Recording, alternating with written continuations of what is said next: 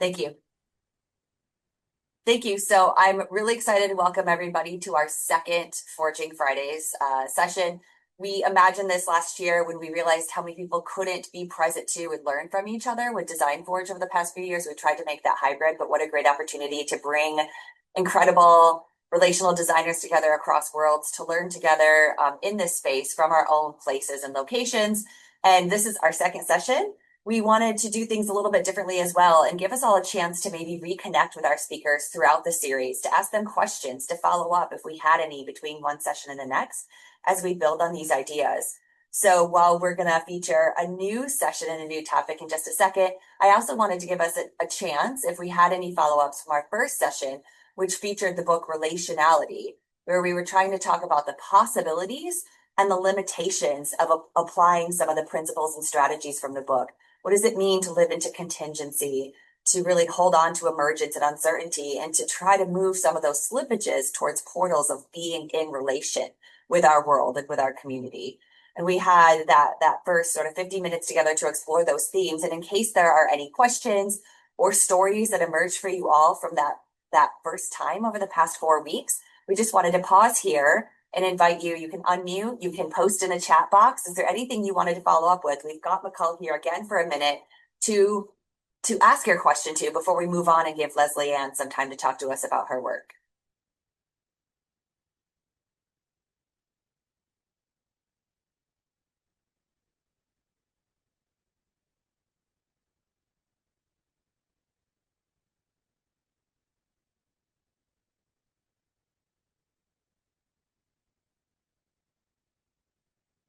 Well, as we pause, I also want to say how grateful I am for the work, for the excuse to have these conversations over and over and over again, because it encourages me to live differently every day.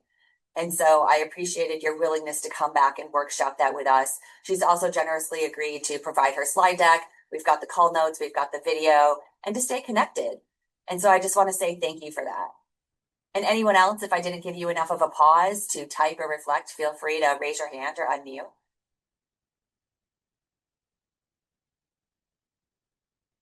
Incredibly generous. Thank you. Awesome. So then I would say that I'm also honored to turn it over to the student director for the Center for Design Thinking, John Sorelli, and he's going to help us introduce Lesley-Ann Noel. All right, thank you. Yeah, it is my pleasure to introduce Dr. Lesley-Ann Noel, who is the Dean of Design at OCAD University in Toronto, Canada, and she's also the author of Design Social Change.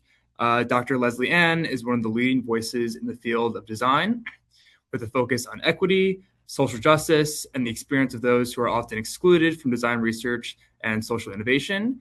In addition to her leadership at OCAD, Dr. Lesley-Ann is a co-editor of the Black Experience in Design and is an active member of the Design Research Society. Dr. Lesley-Ann has also previously taught at North Carolina State, Tulane, Stanford, and the University of the West Indies. So, Dr. Lesley-Ann, I'll hand it over to you. Thank you. Thank you so much, John. And thank you, Danielle and Eugene, for the introduction and the invitation. And, it's nice to see some people that I know in this audience. I have some slides. Of course, we have slides that I'm going to share. And I'm going to talk through like the principles of my book, Design Social Change, which you can't really see. I'm told that you can, if you put it by the chin, you can see, which we all know now from the pandemic, right? So I'm going to talk through the principles. If you've heard this stuff already, because I, I talk about this book a lot, my apologies. I don't think I've done a talk for FDHE. No, good, good, good. So this is something new, right? So let me see if I can get the slides to share properly. Let's see. Yes. Okay. Um, so right. I'm just going to jump right in because it's like 600 slides and we have 50 minutes or something like that. And I'll invite you to just throw stuff into the chat if you want to talk about something a little bit more. I was trying to figure out how interactive this session could be or should be but actually, I, I'm a decent facilitator, but I thought, you know what, it's a 1 hour session.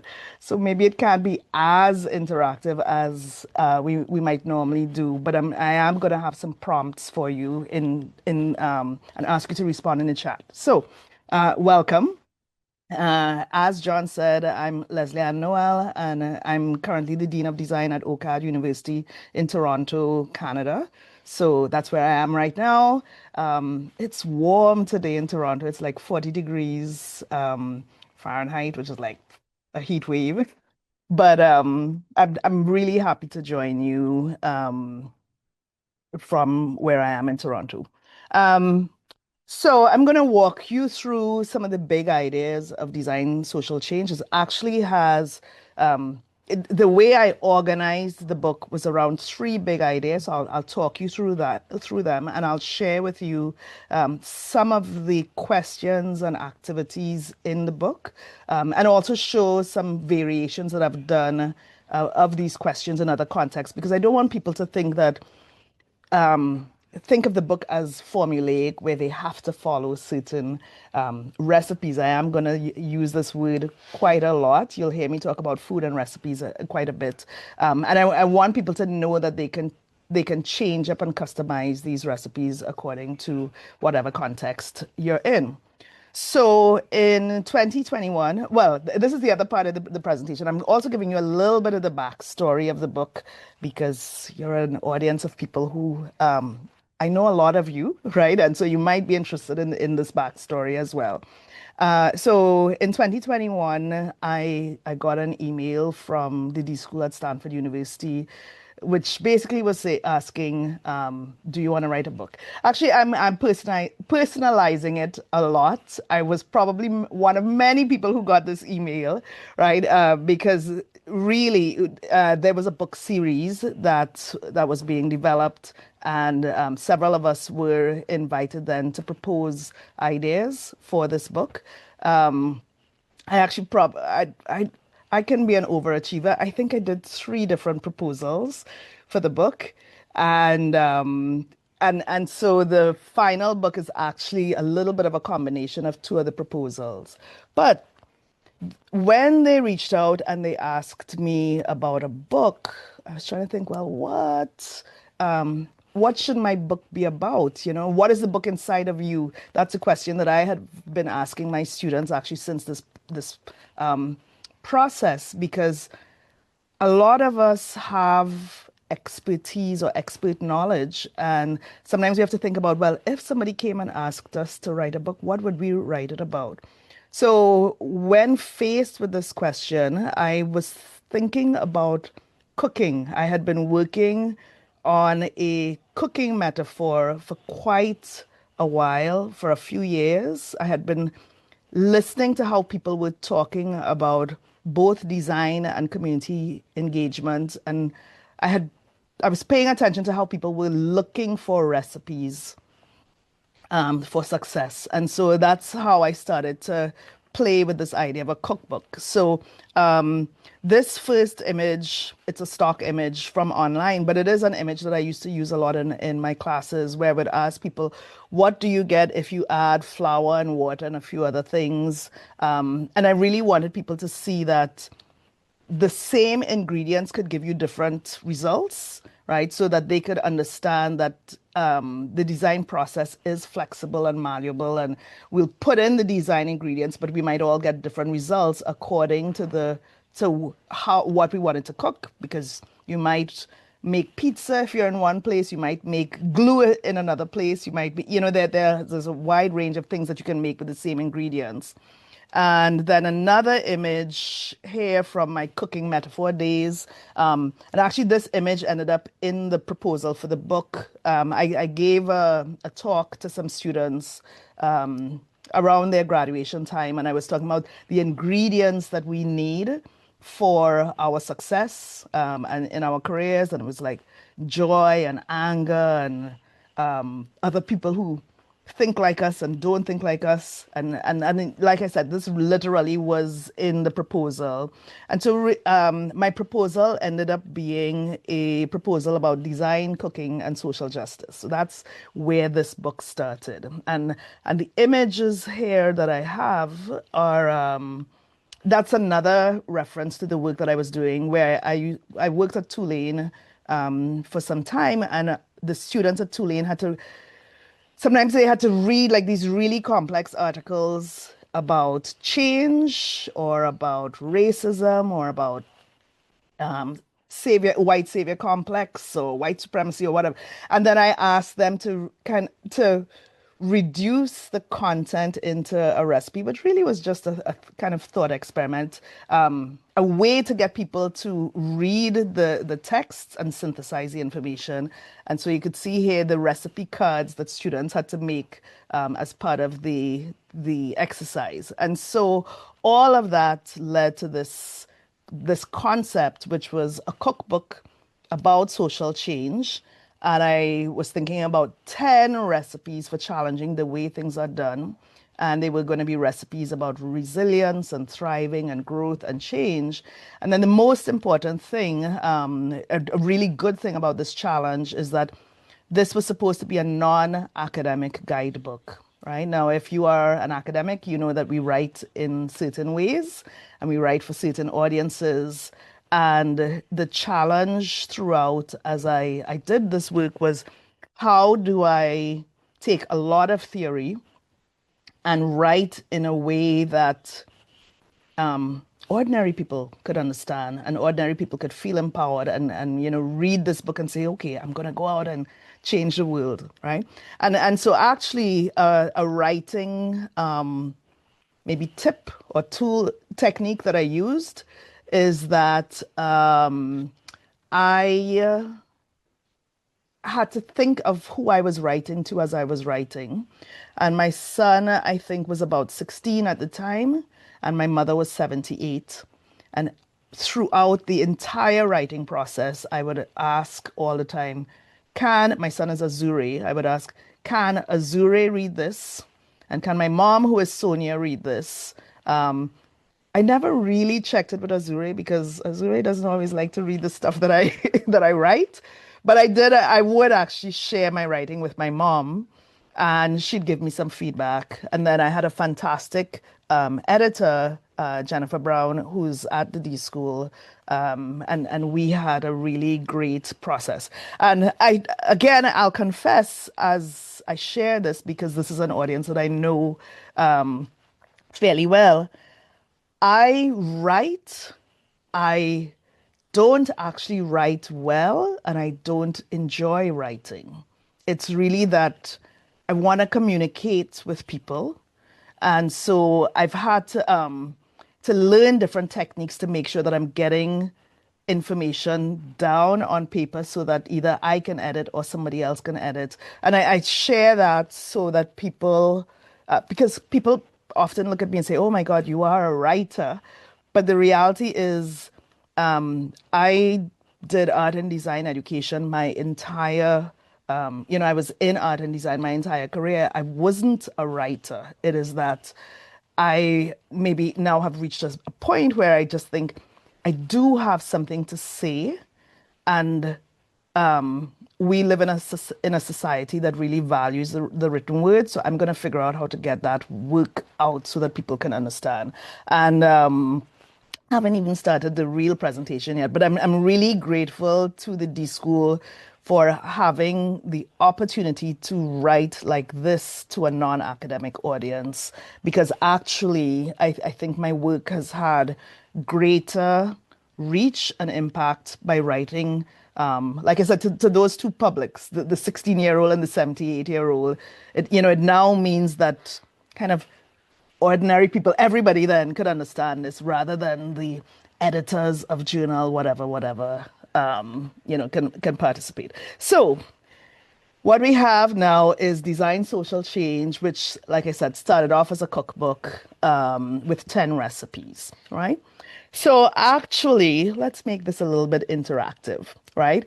I do like food, and I've realized that people like food. People like to talk about food, and it's just a great metaphor for everything, right? So, I did a workshop a few weeks ago where we started, it was an in-person workshop. We started with this question: what ingredients are you bringing to the social change party, right? Because if we're changing the world, we want to do this with other people, right? And so we want community. And then I liked the idea of making it a party because people want to do fun things, right? So um, if we're gonna, I'll use terrible language. If we're gonna overthrow the government, at least let's make a party out of it, or right? So and I'm not telling anyone to do that. But I am going to ask you to put in the chat, what are you bringing to the social change party? I'm going to bring, I didn't even think about this before. I'm going to bring a jug of social justice juice. I just made that up, right? And I'd love to see if people put anything into the chat about what they're bringing to the party. Let's see, cumin and provocation. Quality of being thick-skinned, joy. Eugene, you are saying the word that we all love. 1 teaspoon of joy and 1 teaspoon of humility. Vibes and vulnerability, clarity, listening, curiosity, authenticity. And openness to learn, open ears, grounded. Yeah, this is great. And this is the kind of work that I was doing at Tulane. Tulane was an interesting experience because I wasn't in an academic program. I was in a center. I did teach a course for credit, but it meant that because I was not in a design school, I could have a lot of fun. And then, also the school experience was like that we could have a lot of fun in the way we taught. And starting the conversation about change with this kind of thing, what are the elements of what we need to make people want to make some change is just fun and interesting, right? So I particularly like the good playlist that gets people moving and a sprinkle of difficult conversations, really important, and then a cup of grounding tea. And I'm going to go back and read all of these ingredients. And like I said, that was the experiment in Tulane that we would then start to like take sometimes the ingredients and figure out what we're going to do with them. I am actually going back to Tulane in about 2 weeks, and we're going to do this again and get people to talk about these ingredients for change. So I did come up with the 10 recipes. And then after I came up with the recipe list, I realized that I could organize the recipes into 3 big sections. So what I'm going to do now is I'm going to go through some of the big ideas of each section and then show you like some of the pages of the book, right? So the big idea number 1 is about raising a critical awareness of the world. And the text on the right, those are the recipes in the section, which are about knowing yourself, because you have to know the things that are important to you as an individual as you change the world. So we have to be able to see ourselves in this process, right? Recognizing oppression. And I have another slide later on, but I'm going to start talking about it here. Recognizing oppression is a really, really important part of making change because we have to see where people are being pushed down. There is actually a group in Brazil that some of you might know, the Design and Oppression Network. I'm kind of like an honorary member of the Design and Oppression Network. And their work also helped me see like the importance of us finding oppression in or finding where the people that we might be supporting are oppressed, and then figuring out as designers how we're going to address that oppression.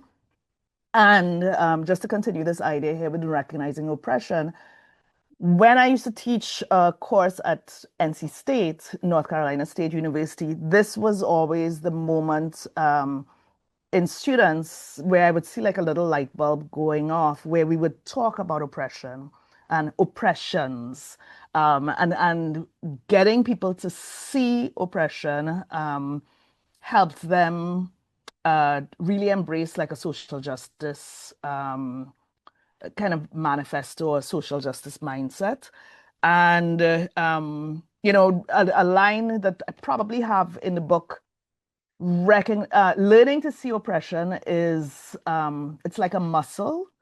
And then once you start to understand what is oppression, you start to see it everywhere. So I would start that work by talking about race, because race is something that people understand or maybe not. In the US, you talk about race often, and it's an example that people can relate to. They can figure out when somebody is being pushed down by society. But actually, throughout the semester, as I taught that course, we would talk about all oppressions or many oppressions. And then as we move through the semester, um, people would be able to actually pick up oppressions that they hadn't thought about, right? So one that I like to talk about a lot is left-handed oppression, right? That doesn't, I mean, maybe somebody has written about it. I haven't seen that really exist anywhere. Um, but if you are a left-hander, are there any left-handers on the call? There typically is one or two, but I don't know. But if you are a left-hander, you live in a world that wasn't actually designed for you, and that creates a lot of issues.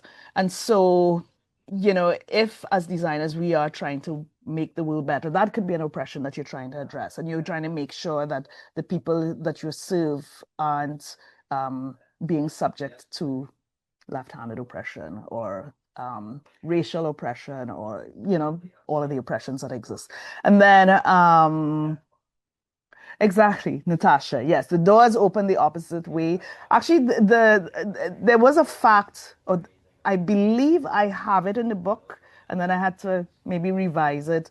I think the medical opinion has changed, but there used to be some data that said that left-handed people had um, different life kind of expectancy outcomes because they are navigating so many things that are not designed for them, right? And then recently, when I did a whole lot of new research to fact check what I had been saying, I now see that some of that has been revised.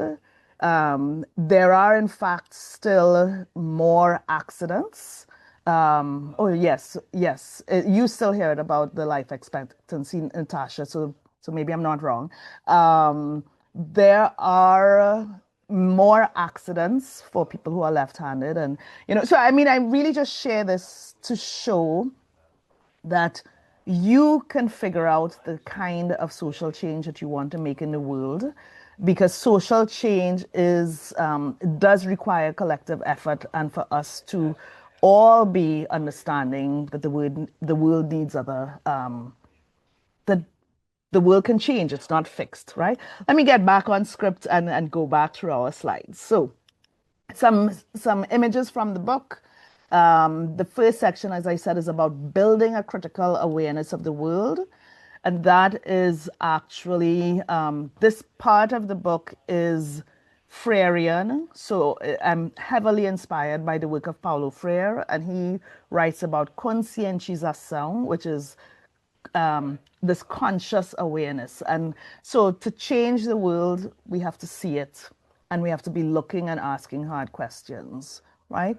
One of the tools in the book, the actual page from the book looks like this.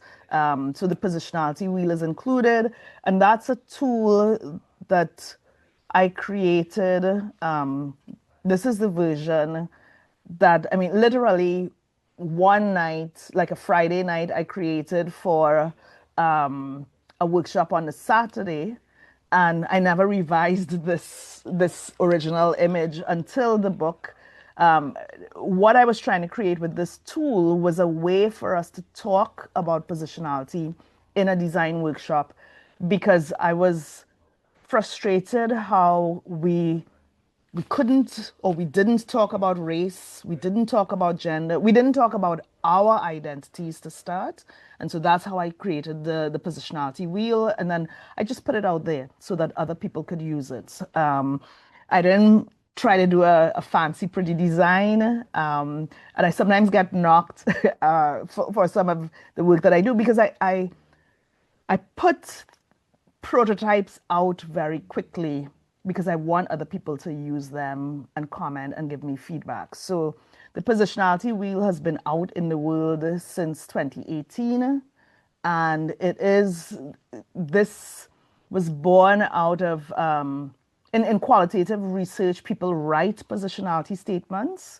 And the reason I created the positionality wheel is that I just felt as visual people, as designers, maybe none of us want to write a 3-page positionality statement, but we might be willing to put information out there visually and analyze it visually. So that was the idea of this. And what I'll actually share with you is it's just a tool to get people to talk about their identity. It might not be the right tool. So I have a colleague in New Zealand who wrote to me and said, "Hey, we've been using this wheel, and here are the challenges we've had with the wheel." And said, "Well, this doesn't work, this work, that doesn't work," and I appreciate that, right? When people tell me why things work and why they don't. My colleagues in Brazil, they've suggested changing some of the elements of the wheel, and I should say that it's not even fixed. So in Brazil, they always say, you know what, we need to add religion and we need to add politics, right? Because before we start talking about the design process, there are just different things that we need to talk about in different scenarios. So I mean that maybe helps you understand that these tools are flexible. And so in the book, there actually is a blank spot with a prompt of what do you actually need in the positionality wheel where you're using it, right? I'll share this page. I actually think this page is kind of well written, and I can't even zoom in and say, but why I like this page is because I I think I was able to explain very easily what oppression is, almost in a visual way. I started to do it in my classes, and then I put it in writing for this book, where the idea of oppression is somebody being pushed down, because oppression comes from maybe I don't actually remember the Latin word, maybe presionar or something like that. So if you think about someone being physically pushed down, then that's the idea of them being oppressed. And so you could ask yourself very easily, what's the thing that's pushing people down? And it might not always be the thing that people know. It's obvious, like in my case, I'm Black, I'm a woman. Um, I'm not American. I'm not even North American. I'm in Canada right now, and I'm not Canadian. Those oppressions might be more obvious, but there are other oppressions or other ways that maybe I'm being pushed down, or I could be being pushed down, that might be less obvious. So, like when I was in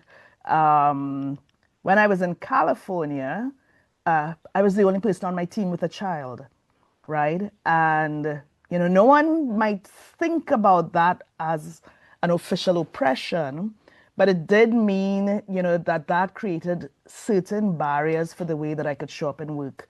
It meant that if we were scheduling meetings at 7 o'clock in the evening, I had to then think of, okay, where is this child going to be? Or, so if you think about it more conceptually like that, about people being pushed down, and if you were doing this with a group in a community, something like that, you could be asking questions like that, where you're moving away from some of the obvious oppressions and understanding more how people are not being supported by the systems and services around them.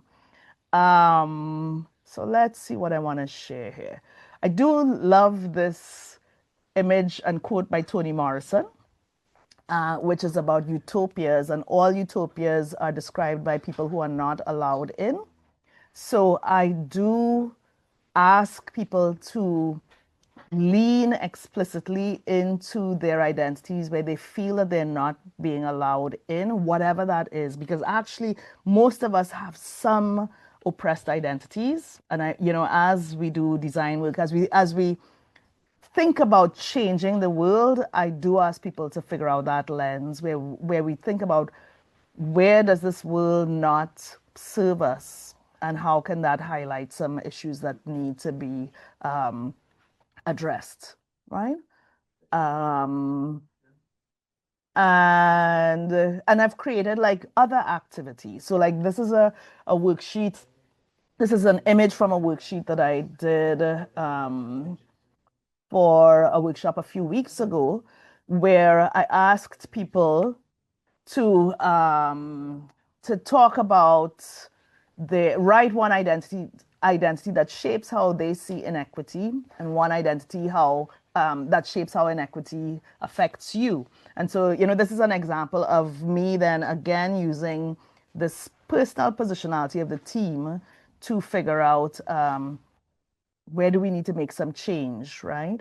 And then there's another image here about naming issues and the forces that shape it. So this is from the same worksheet.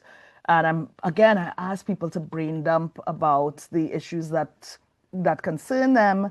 And then in the book, actually, there is an essay on levels of oppression and types of oppression that people have reached out to me and said, help them to understand what level they might be designing at. Because some of us may design objects that are dealing with I don't know what.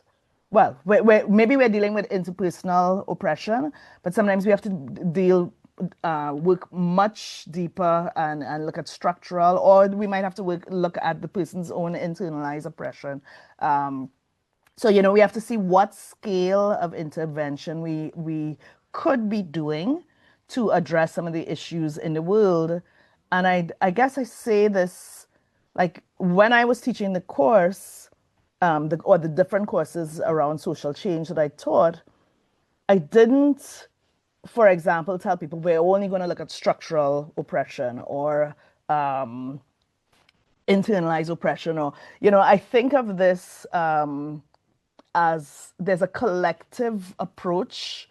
So all of us make little interventions in issues in different ways. And some of us could be making big change and small change, or small change, but actually we need all of this change to happen for social change to actually happen at the end. Because I believe I have this definition in the book. Social change happens when a society changes the way that it thinks about or addresses an issue. And so all of us then could be making all of our tiny interventions add up, and add to the big interventions, the medium-sized interventions, and right. So social change happens because all of us made a lot of change to get there, right? And a couple of examples that I like to show are the bathroom, the gender-neutral bathroom issue that I'm in my 50s. Oof, I said this on a call, right? In my 50s. I've seen this change in my lifetime, how people think about gender neutral bathrooms. And it will continue to change. And I imagine that a few generations from now, we're already not even really talking about it. But I do recall like 10 years ago, when I was in North Carolina, when this was like a really, really, really hot issue, and we talked about it all the time.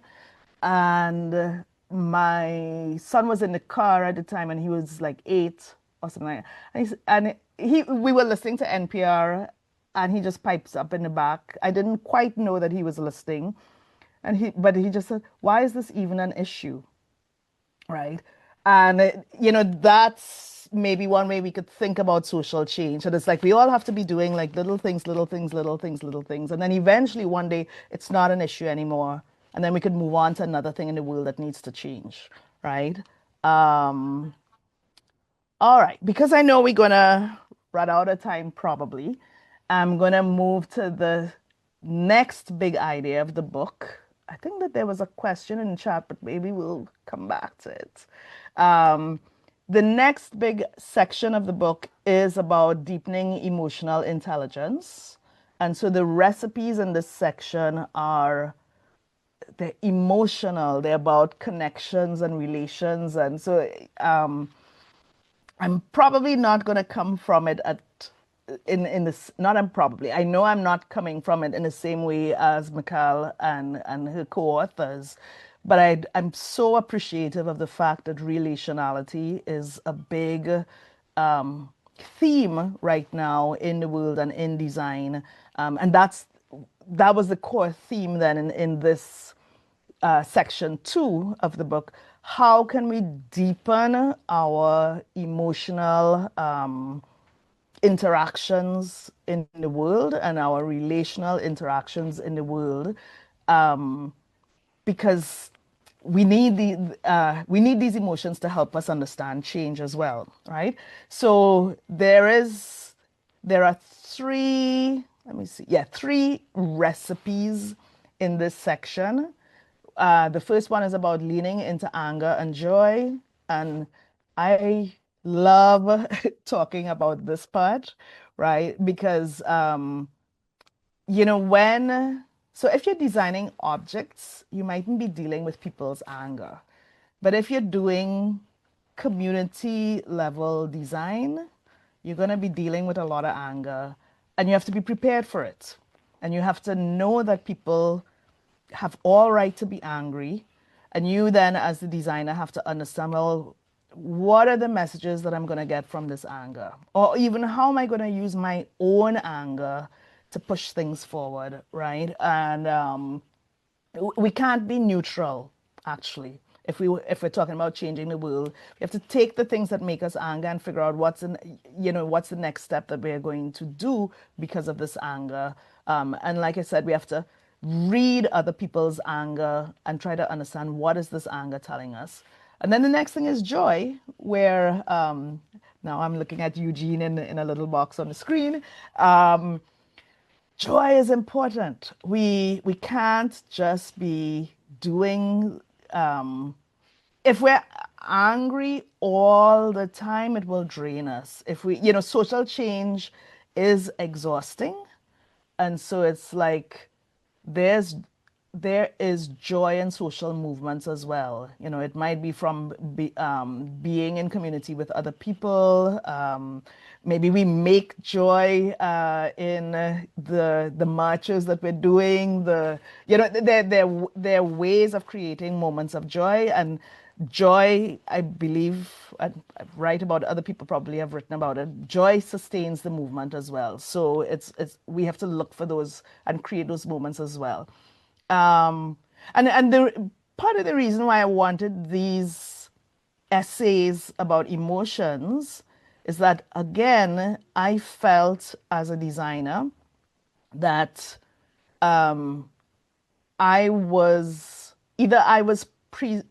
playing or pretending to be neutral or emotionless, or sometimes I was kind of being encouraged then to be neutral or emotionless, right? And I wanted people wanting to make social change. I wanted students, I wanted people to remember that actually we bring these emotions in. And I talk about anger and joy, but there are many, many, many other emotions as well that we can bring into the process, and they make the process better. So because this is a cookbook, because it started off as a cookbook, I do talk about these emotions as seasoning and that they will make the change stew.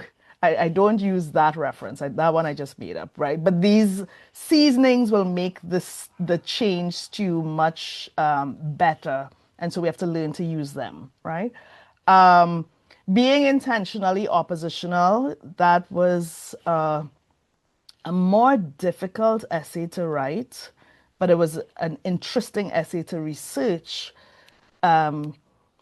because I started that one off thinking about a position that I've seen people take, and then I wanted to back it up with some theory.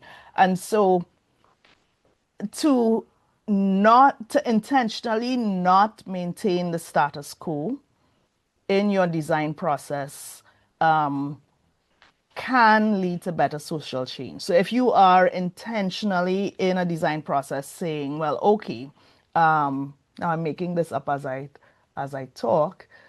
If you are kind of intentionally saying, but what if blah blah blah blah, um, and it's kind of like I don't want to say the devil's advocate because the devil's advocate is not always a great um, position or example, but there is something about taking an oppositional stance. And in that essay, I do cite Bell Hooks and Stuart Hall, who are writers who talk about or have written about being intentionally against or anti or as a position. And I think in our design processes that can help us as well.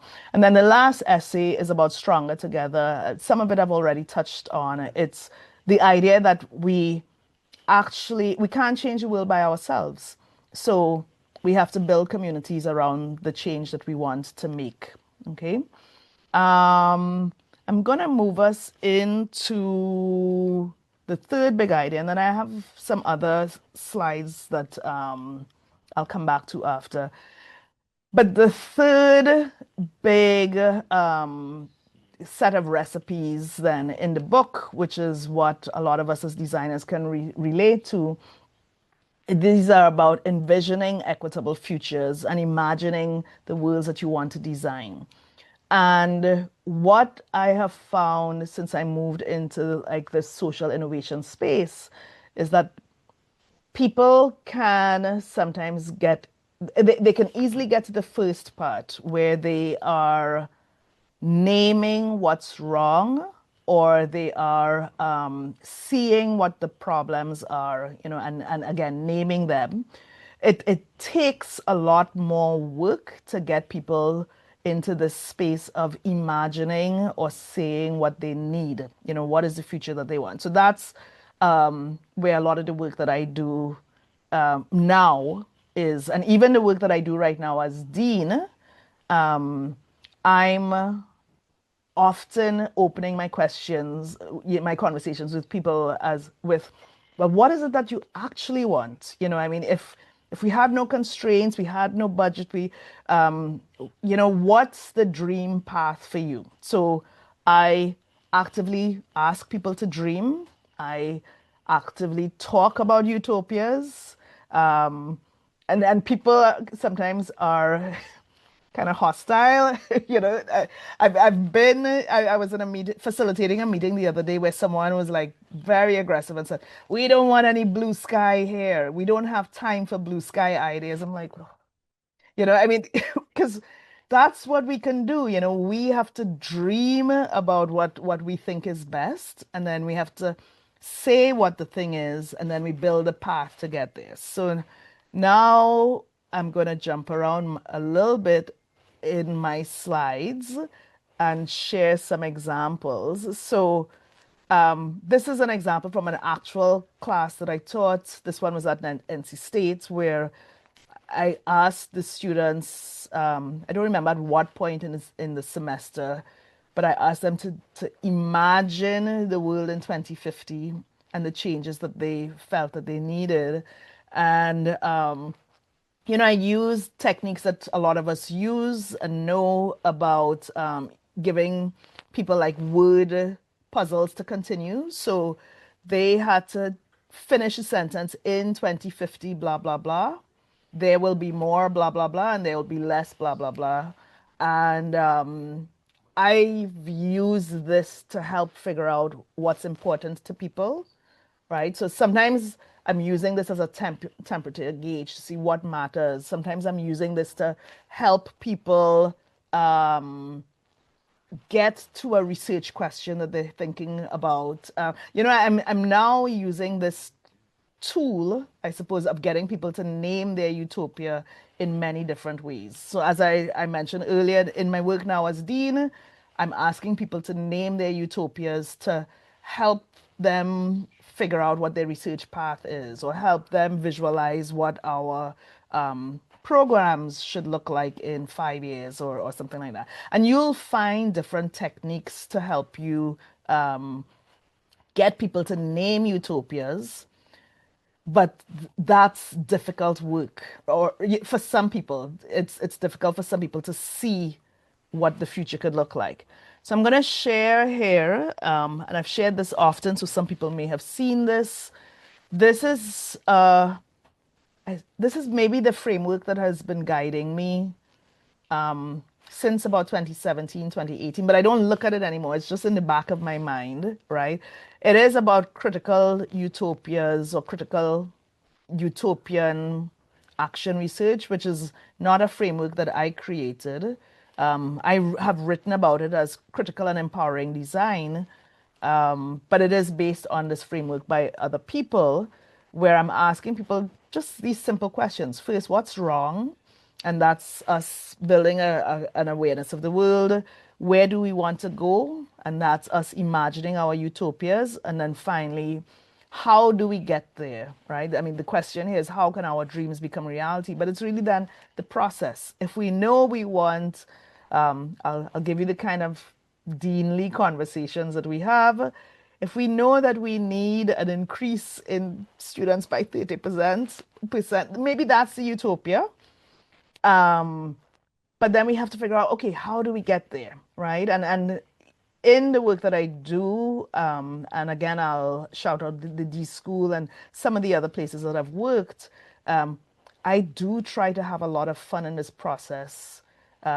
Together, yeah, let's have a little bit of fun talking about what the utopias are. I don't want the most practical utopia first, right? It's we create a range of ideas and then we'll figure out, okay, what can we actually do? So I will share, let me see, another way, let's see, that I've talked about it. So where do we want to go? Imagine it's 2072.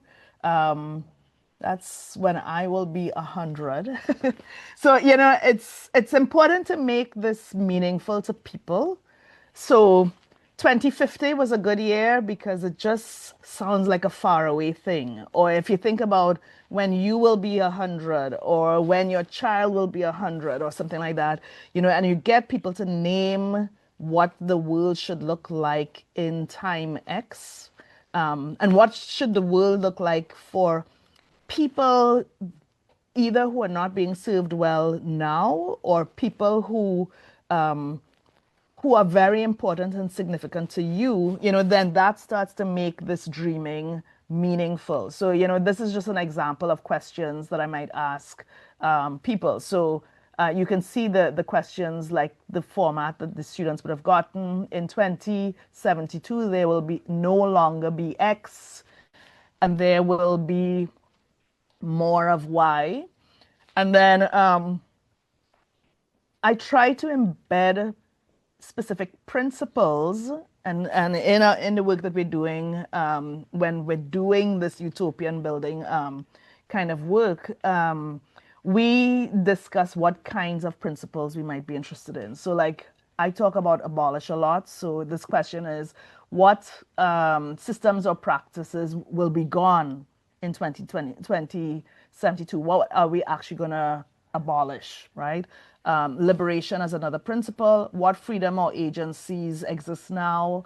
Joy, what will bring us joy in that time? And then whose worldview will shape the futures? So actually my meeting before this one was being led by an Indigenous faculty member at OCAD, and we were imagining, I asked them the question, she's part of an Indigenous AI work group. And so I was asking, well, okay, what does Indigenous, AI led by an Indigenous worldview, what does that look like? And so again, we could start to name the futures that we want then. I know let's see if I have, we probably want some space for questions or conversation. So I'll just show you like a few more images. I've done this stuff with children. So children in Trinidad, where I'm from, they were describing their utopias and they drew the worlds that they want. I've shown a slide many times, so I'm sorry if you've seen it before. The one at the bottom always cracks me up because when the problem space that we were looking at was the school, and I asked the children about what needed to change in the school and the futures that they wanted, and this young lady wrote about my school smells. So my school in the future will not have a smell. The sewer won't work. It won't be awful. I'm like, oh, okay, that's interesting. And the principal didn't know it was a problem. That's the interesting thing. So I mean, you could use these techniques in different ways. So in this case, it was almost like us getting the children using this activity of talking about utopias to be able to get children to shape the worlds that they wanted. All right. And let's see. I'm just going to touch on the last. I've skipped like 100 slides. My last. The book ends like this. It's that the last essay in the book is actually a recognition that maybe it's not supposed to be a recipe book. And this is something that the editor and I and the team at the D School, we went back and forth on this so many times during the year or so that we worked on this. Can this be a recipe book or not? But the reality is, we were always like a little bit afraid that if it is a recipe book, then people are going to expect to open it and literally follow line by line, and then might be disappointed if they didn't change the world because they followed the recipe, and nothing happened. And so that's why we kind of pulled back on leaning in more completely into the recipe metaphor.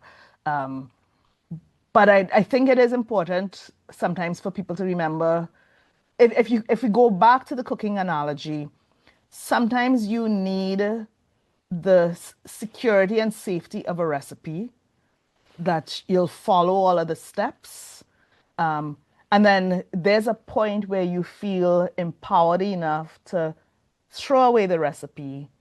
And one of the messages in this book was I wanted people to know that there is also that range of action that we could be taking where we are following some steps or we've understood the ingredients and we're throwing away the recipe and we're just kind of improvising and making things on our own. So it's a part of a series, and I'll plug the whole series.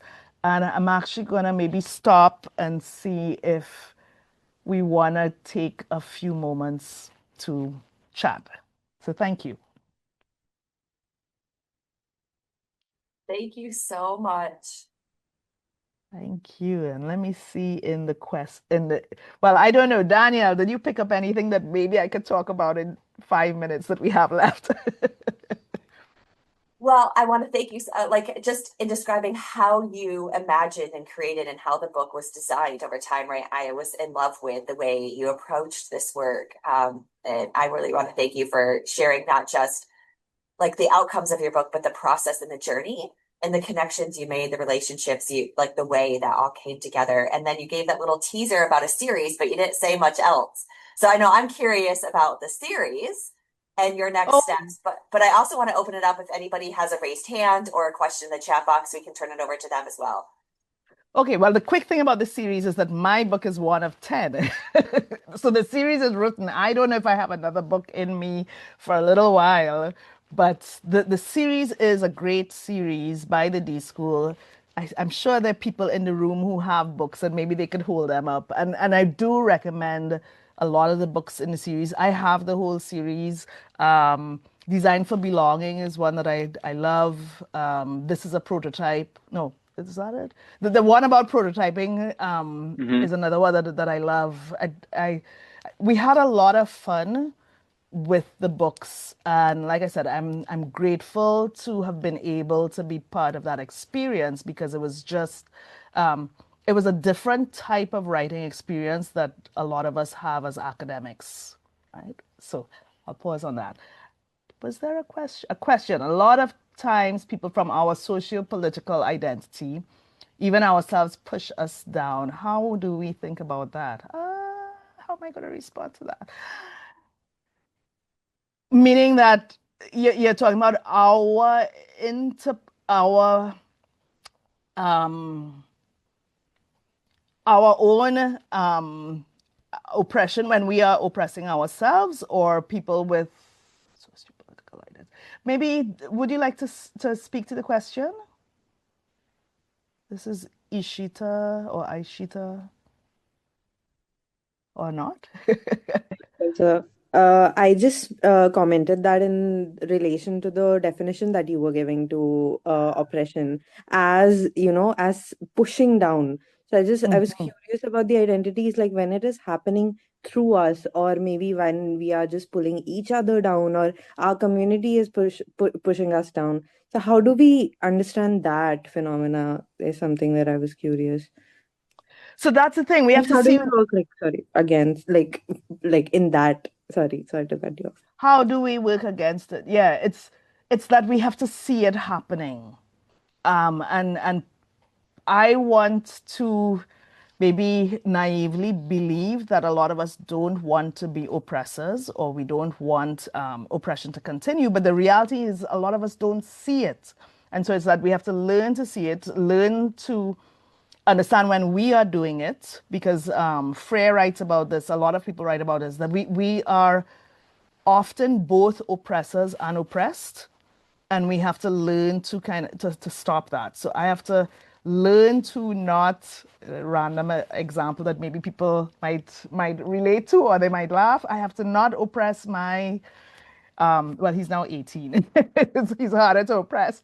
But we have to see where where we're playing a role in this. Or in my role as an administrator, I have to think about, consciously, how are our policies pushing people down and I have to stop it. And I have to see where it is happening to me. And then I have to figure out, okay, what's my action when it is happening to me? So when it is happening to me, I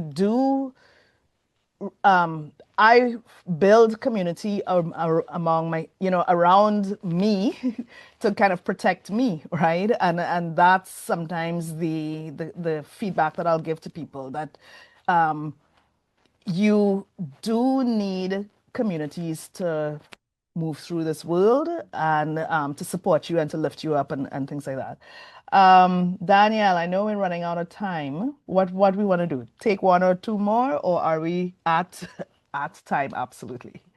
We're almost at time. I'm not sure. I was scrolling back up for the questions if we're missing something here. Um, Eugene, you had a comment here. I was just Oh, putting links into the chat to so people can buy Leslie's book and the rest of the books in the series, which I highly recommend. thank you, thank you, thank you. Well, a couple of things. I want to thank Leslie and Noel so much for sharing this work. It's absolutely incredible.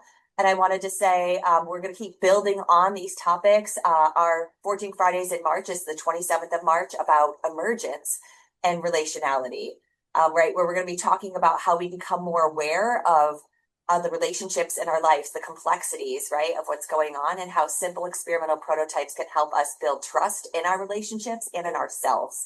And Haley Fitzpatrick is amazing. So I'm really looking forward to that. Lesley-Ann May, we're hoping that she'll be able to come back to answer any questions you might have next time, but we're not sure. She has a conflict in her schedule. But other than that, I just want to say thank you all so very much for your time on a Friday afternoon. Thank you, Thank Lesley-Ann. you. Thank you. Bye bye, everybody. Thank you, everybody. Bye. Bye.